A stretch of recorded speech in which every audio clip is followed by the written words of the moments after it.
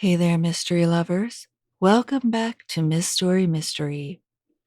Tonight's episode is packed with real stories of strange encounters, eerie warnings, and things that just should not be happening.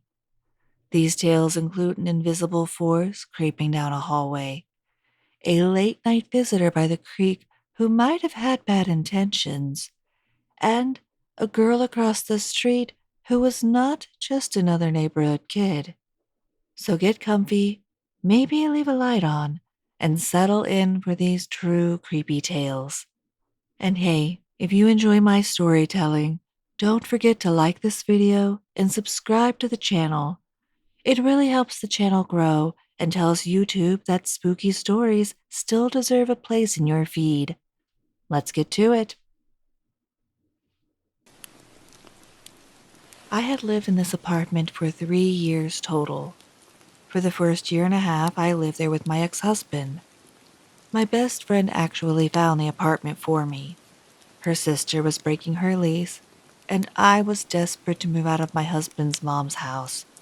So we jumped on it. During that time, nothing really happened, except for one strange thing we couldn't explain. The layout of the apartment was like this. It was on the second floor. When you walked in, the kitchen was on the right, open to the living room. Past that was a long hallway, about 20 feet. On the left side were 3 doors, 2 bedrooms and the bathroom. At the very end was the laundry room. I used the spare room as an art studio. I had a little desk with my laptop in there. My ex was a gamer. His setup was in the living room. He had taught me proper computer etiquette, so I always shut my laptop all the way down. I also always kept the studio door closed so the cats wouldn't mess with anything. One night I woke up to what sounded like a video playing. At first I thought it was his gaming computer. Maybe one of the cats stepped on the keyboard or something. I drifted back to sleep. But early the next morning, I saw my ex heading into my studio to shut my laptop off. And my heart dropped. There's no way that laptop should have been on. I always shut it down. It needed a passcode to even boot up. The door had been closed all night, and if it had been playing a video, we would have heard it before going to sleep. It made no sense. We never figured out how it happened, but nothing else strange happened, so we just forgot about it. That changed once we got divorced and he moved out. Now it was just me and my dog, and I never felt comfortable alone in that apartment.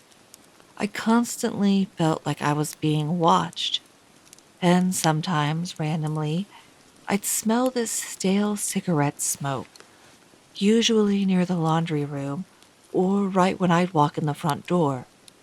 Neither I nor my friend's sister, who lived there before me, ever smoked. The hallway always creeped me out. My friend admitted she never liked walking through it either, even when her sister lived there. But her sister swore she never experienced anything weird. 6 months after the divorce, I started dating my current boyfriend. He would stay over sometimes, mainly because I hated being there alone, and he didn't like the thought of me being there alone either. Some nights, I'd hear sounds in the kitchen while I was lying in bed. Rattling, movement.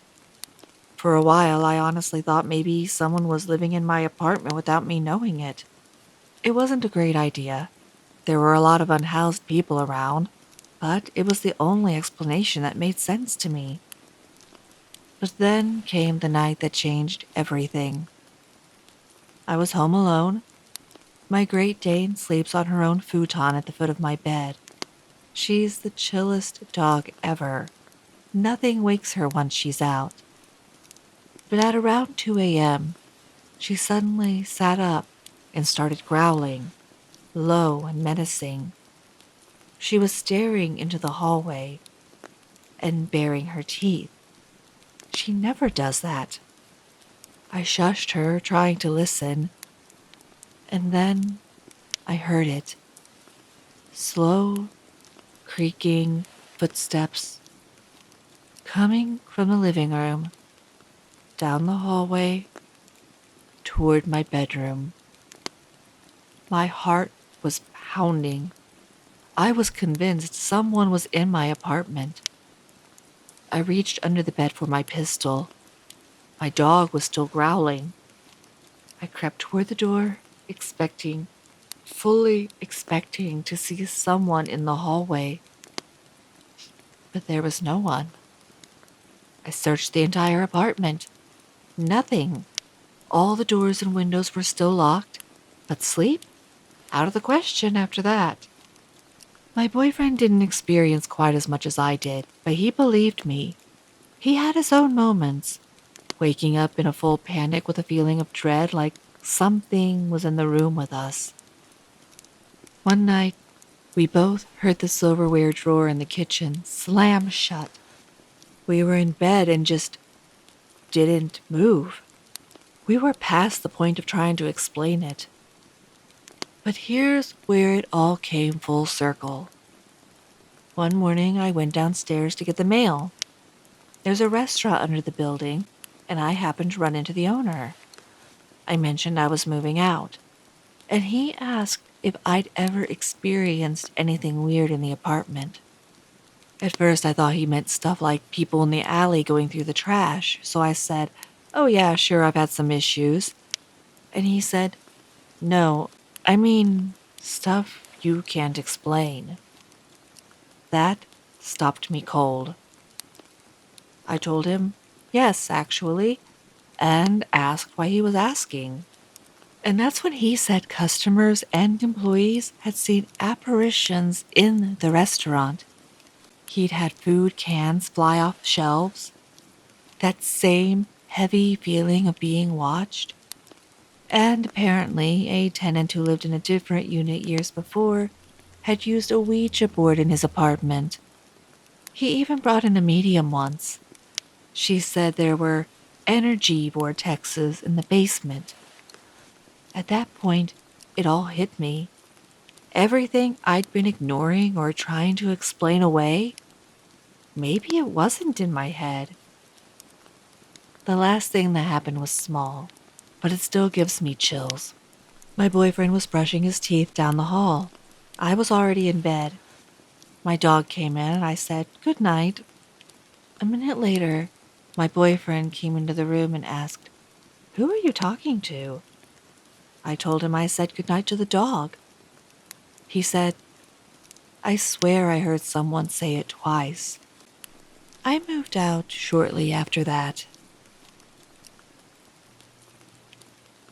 My boyfriend and I were up at a gold panning area recently from about 7 to 10 p.m.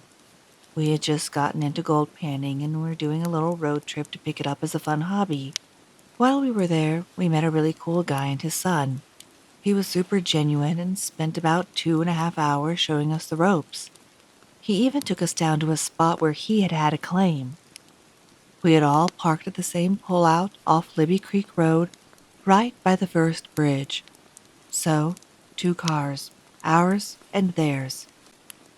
At one point, the man casually mentioned that he and his son had once found a human arm down the path where we were. I know that sounds absolutely insane, but the son backed it up.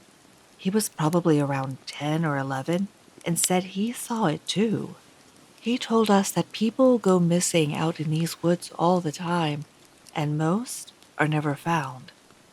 Apparently, there are a lot of people living off the grid out there, people who don't want to be found. After some of the recent wildfires, the government estimated over 10,000 people were doing just that. The man wasn't creepy about it, just straightforward, like he genuinely wanted us to be aware of what could happen out here. Around 8:30, I went back to the car to grab a sweatshirt. As I was doing that, I saw a dark gray truck with a hardcover canopy drive by. There were dogs barking from inside, but nothing seemed off. I grabbed the sweatshirt and walked back down to the creek. The man and his son left around 9:30. About 5 minutes later, we headed back up to our car. My boyfriend wanted to check out another spot on the opposite side of the bridge, so he walked down to explore and I stayed in the car. Now, it's worth mentioning, it stays fairly light in that area until around 10:15 or 10:30. He came walking back not even 5 minutes later, saying he had this overwhelming feeling that someone was watching him. What's weird is, I felt the exact same way while I was sitting in the car. I don't consider myself superstitious or overly anxious, but this was different. I was suddenly terrified for no clear reason, just scared for my life. And then that same truck I'd seen earlier drove by again. It stopped halfway across the bridge. The driver then backed up, partially blocking us in the pullout. He got out of the truck and asked what we were doing. My boyfriend calmly told him we were just leaving and even asked if he was the landowner, just trying to be respectful. The guy said no, and that he was just out fishing with his dogs at 10 p.m. We're not far from the area. We live over the border in Idaho, but even to us, that felt off. The man got back in his truck, started to back out more, then suddenly stopped and started honking at us as we were turning around to leave. He got out again and said, "Are you guys looking for something?" Now the vibes were getting even worse. We told him we had been gold panning, but we're leaving now. He started going on about a private campground up the road and kept trying to convince us to go check it out at night in the middle of nowhere. We told him again that we were heading home, and finally he backed off. We drove away, and both of us immediately started talking about how we'd had that exact same gut feeling that someone had been watching us and that something bad was about to happen. Looking back, I honestly think that guy had been watching us for a while, maybe from up or down the creek at one of the other pullouts. When he saw me walk to the car alone earlier, he may have assumed I was by myself, and when the other man and his son left, leaving just our car behind, that's when he made his move. The timing was way too perfect. He showed up seconds after my boyfriend got back into the car with me. It felt like he was trying to get me alone. Maybe he thought I was alone, and that thought alone still makes my skin crawl. We don't think he was actually going fishing. When we left, we saw him walking down a path. No dogs, no gear, nothing. Someone had to have been watching us. Now, I know some people might say we were just paranoid after hearing that creepy story about the arm, but that man in the truck gave off serious predator vibes. I've been stalked by a mountain lion before, and even then, I wasn't as scared as I was during that encounter. I don't know. Maybe it was all just coincidence, but it felt way too perfectly timed to be nothing. When I was a kid, my step grandparents lived in a small town tucked into the Oregon mountains. Their house sat at the very end of a dead end street, right next to a wooden guardrail painted white with orange stripes. There were only about 5 houses on the street, but one stood out. It was older than the rest, weathered, faded, and directly across from my grandparents' place. Everyone kind of agreed it gave off a weird, uneasy vibe. My mom and stepdad would drop me, my full-blooded sister, and my stepbrother off there to spend time with our grandparents. I was about 5 years younger than my siblings. We always had a great time, hiking, picking berries, barbecues. It was the kind of fun that sticks with you. One evening, just before dark, the three of us were outside playing basketball in the yard when we heard the chain link gate cling shut across the street. We looked over and saw a girl standing there. She was around our age, maybe a little older. Glasses, tomboyish, looked completely normal. She introduced herself as Raquel and asked if she could play with us. We were surprised. None of us had even realized anyone lived in that house. This was maybe our fourth visit to our grandparents, and we'd never seen anyone go in or out of that place. But we were kids, so of course we said yes. And that was that. She started hanging out with us like it was the most normal thing in the world. For about a year, everything seemed fine. Just another kid from the neighborhood. But then things started to shift. The first time I felt something was really off, it was late one night. We were up playing Nintendo 64, hopped up on candy our grandparents had splurged on. It was about 1 a.m., and we had the game paused. The screen was dark, the room dimly lit, and we were just chilling and talking. Suddenly, we heard movement outside. The metal gate across the street rattled, but didn't fully open. I peeked over the windowsill just enough to see. It was Raquel. She was wearing red plaid pajama pants, a black hoodie, a backpack, and no shoes. Everything was soaked from rain earlier that day, and yet she was barefoot. We watched her quietly hop the fence and walk straight toward the dead-end guardrail at the end of the street. And then she climbed over and disappeared into the woods. We were freaked out. Like, what was she doing? Maybe sneaking out to smoke or drink? She was a little older than us, about 16. Still, it was 1 a.m., in the middle of nowhere, in the woods. My siblings eventually fell asleep, but I couldn't. I stayed up until 3:30 listening for her to come back. I never heard the gate again.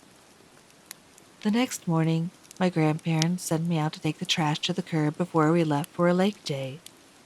As I crossed the yard, I saw Raquel sitting on a chair on her front porch. There was a full glass of something reddish sitting on the table in front of her. I waved. She didn't wave back. She didn't smile. She just stared at me. Her hood was up, shoulders hunched, face twisted in this expression of pure disgust, like she hated me. But I had no idea why. Sometime later, we heard a story from a kid in the area named Cage. He and my sister were kind of into each other back then, so they'd talk on the phone sometimes. He said he was done hanging out with Raquel after something she pulled. He told my sister that he and a few kids were hanging out in Raquel's basement, smoking cigarettes like dumb teens.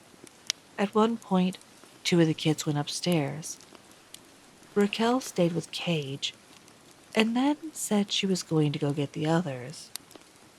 Instead, she shut the basement door behind her, turned off the light, locked it, and left him alone in the dark. He freaked out, banging on the door, yelling, and after what felt like forever, Raquel opened the door, laughing. He told my sister he'd never go back there again. A few months later, we came back to visit Oregon. Raquel seemed normal again. She invited us to hang out in this clubhouse she'd built in her backyard, and of course, that was enough to win us over. At one point, I got up to go pee outside. As I was finishing, I saw Raquel walk out of the clubhouse behind me. She calmly shut the door and shoved a stick through the latch. Then she unplugged the extension cord that was running power to the inside. My siblings started yelling from inside, "What the heck? Let us out!" Raquel turned to me slowly, her eyes locked on mine, and with a completely straight face, she said, "If you open that door, I'll hurt you." I ran around her and yanked the stick out, letting my sister and brother out. I told them what she'd said. My sister immediately grabbed Raquel by the front of her shirt, threw her to the ground, and yelled at her. Raquel just grinned. This wide, creepy grin. Not like someone who got caught misbehaving. It was darker than that. It was wrong. We told our grandparents right away. They went over to Raquel's house to talk to her parents. Raquel's mom told them that she'd been acting strangely for a while. She spent long nights alone in the basement. They'd punished her recently and taken away some of her things, and in doing so, discovered she had been secretly using a Ouija board. She broke down crying and told my grandparents that she didn't recognize her daughter anymore. She said Raquel would throw up in the middle of the night, sometimes while sleepwalking. None of it made sense. My grandma apologized and told them gently but firmly that we wouldn't be visiting anymore. As we were walking away from the house, I glanced toward one of the small horizontal windows near the basement. I swear I saw someone watching us, and I swear it was Raquel. But the eyes, they didn't look human. They looked like a cat's. Wide, reflective, predatory. Years passed. My mom and stepdad eventually divorced, and we stopped going to Oregon. We lost contact with that side of the family. But about 15 years later, I told this story at a cabin with my fiance's family. And just as I finished the last part, my phone rang. It was a number from Oregon. I hesitated. I really didn't want to answer it.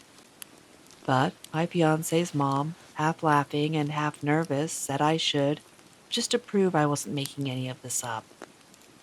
So I did. I answered the call, and there was this loud, high-pitched buzzing on the line.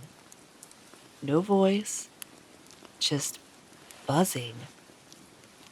Then silence, and the call ended. To this day, I don't know what happened to Raquel, or her family, or that house. But I'll tell you this much.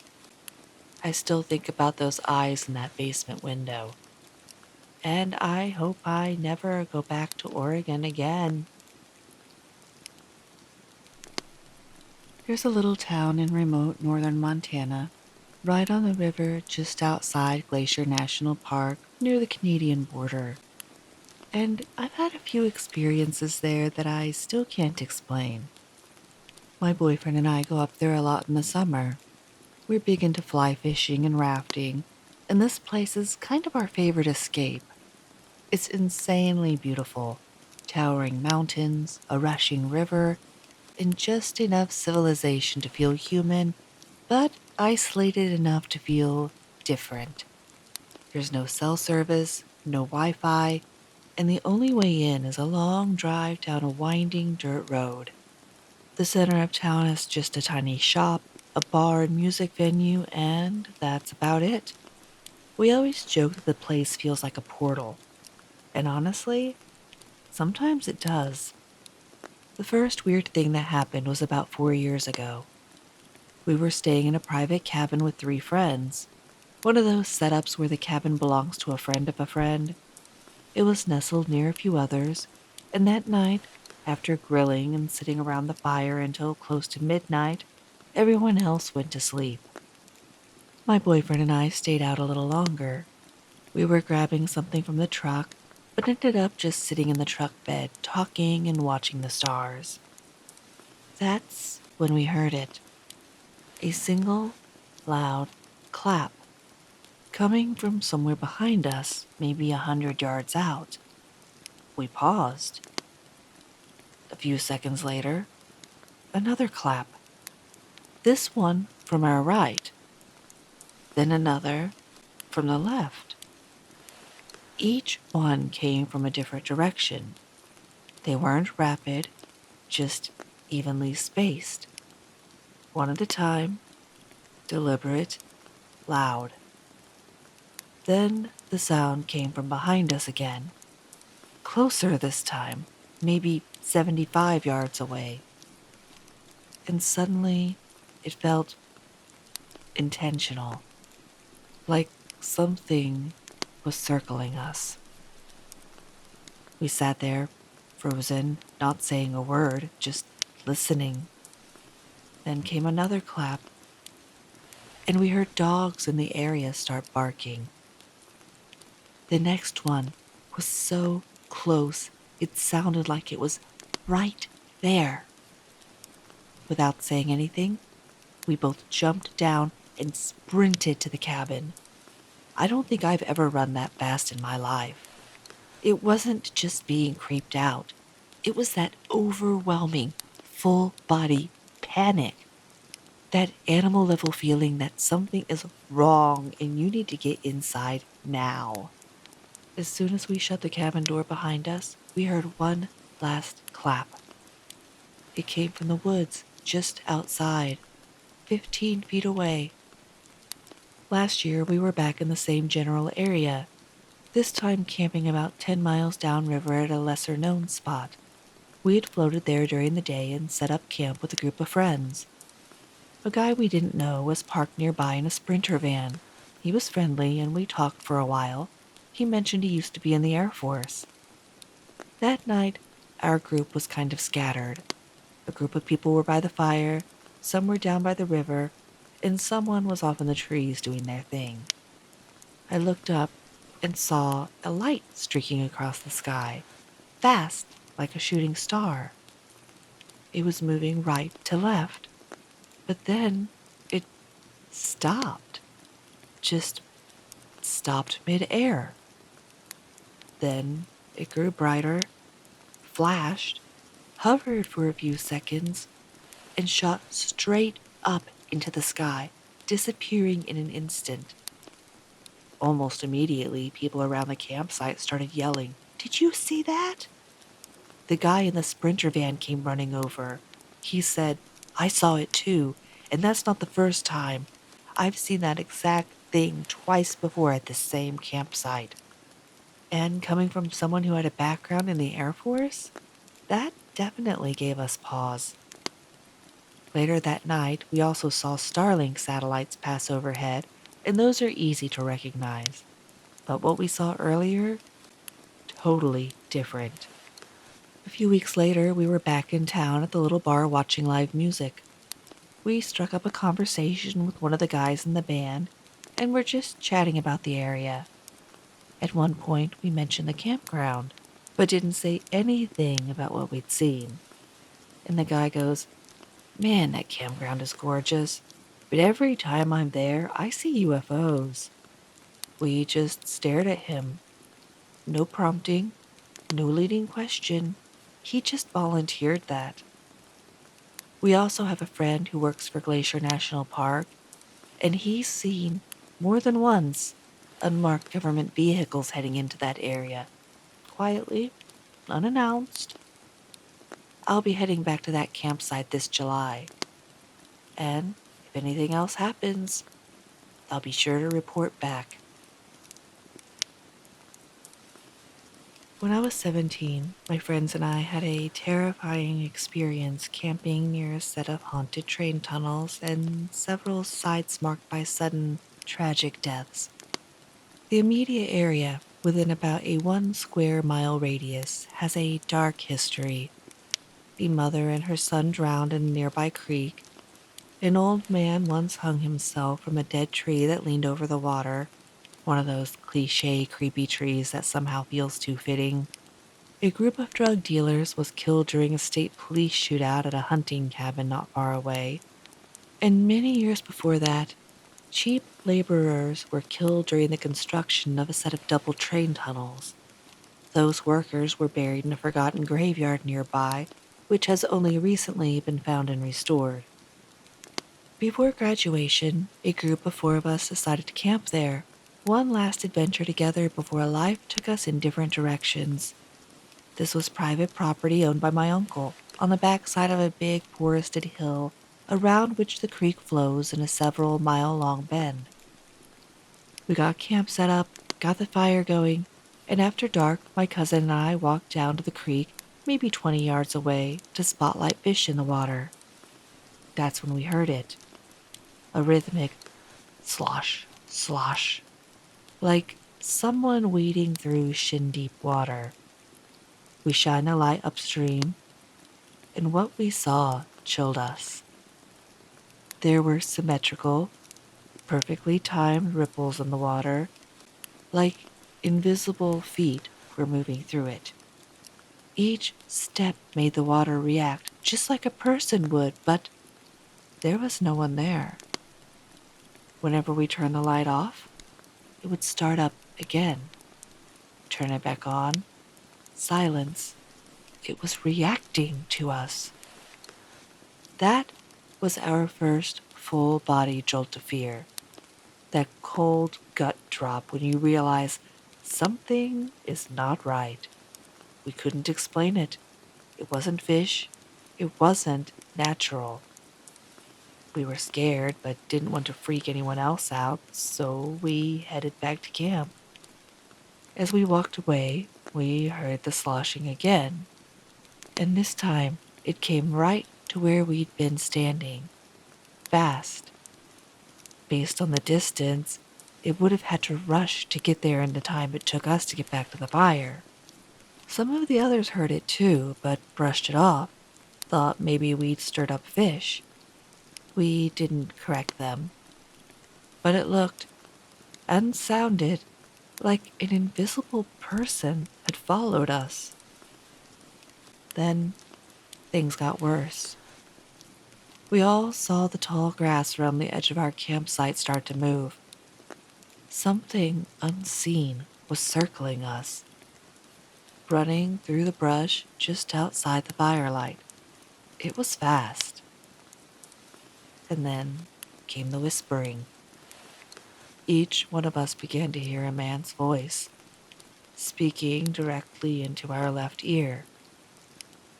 At first it was garbled, but after about 15 or 20 seconds, the words became more clear.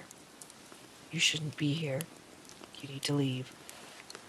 Then, more forcefully, you need to leave. It was terrifying. At first, we thought maybe someone, or several people, were messing with us. But it was pitch dark. We would have seen flashlights or shadows. And the voice? It was right next to us. Not from the woods, not behind us. It was like it was inside our heads. Adrenaline kicked in. We started to panic and ran for the ATV. And that's when we saw him. A tall, black shadow figure standing at the front of our ATV. It looked like he was just leaning casually against it, wearing what looked like a wide-brimmed hat. No feet, just long, flowing shadows where his legs should have been, almost like heat waves rising off pavement. He straightened up when we saw him, and just stood there, staring. Then one of the girls screamed, and that broke the freeze. The shadow figure bolted, faster than anything I've ever seen, zipping toward that old train tunnel where the men had died all those years ago. When we jumped on the ATV to leave, it turned over sluggishly, like the battery had been drained. It had worked fine earlier. The entire encounter lasted maybe 5 to 10 minutes, and it all happened within an hour of the sun going down. After I shared the story publicly, a surprising number of people reached out saying they'd had similar bad encounters in that same area, some going back years. One guy I worked with told me my uncle had hired him to trap animals out there. He didn't even know I had a connection to the place. He said it was the only location he refused to check traps at night. He told me it's like the animals just leave that place after dark. Less than a month after our experience, my uncle, the one who owns the property, was raccoon hunting up on that same hill at night. His dog was up on a rocky ledge above him when it dislodged a large rock. It came down and struck my uncle in the side of the neck. It paralyzed almost his entire body. He was left with limited movement on his left side, but somehow he got himself back to his ATV. He turned it around and drove himself out of there. We were never sure how. A couple years later, around Halloween, when my story always makes the rounds on local Facebook groups, my uncle texted my mom out of the blue. For context, my uncle is a salt of the earth kind of man, a lifelong hunter, farmer, hard worker, honest, not the kind of guy who talks about the supernatural. But that night, he sent my mom this message. I've never told anyone this before, and I probably won't again. The man in the hat the kids saw at the creek that night, he's the one who picked me up off the ground and put me back on the ATV. That changed everything for me. I had always assumed the shadow figure was the one scaring us off, but now I wonder, maybe he was warning us. Maybe he was trying to protect us from something worse. Though, honestly, I'm not sure what could have been scarier than him. Well, that's it for this episode of Miss Story Mystery. Whether it's footsteps in the hallway, whispered warnings in the dark, or the unexplainable presence of someone who might just be trying to help, these stories remind us that not everything is as it seems. And sometimes, the scariest things are the ones you can't see. If you enjoyed these true tales, please give this video a like, leave me a comment with your thoughts or your own experience, and subscribe if you haven't already.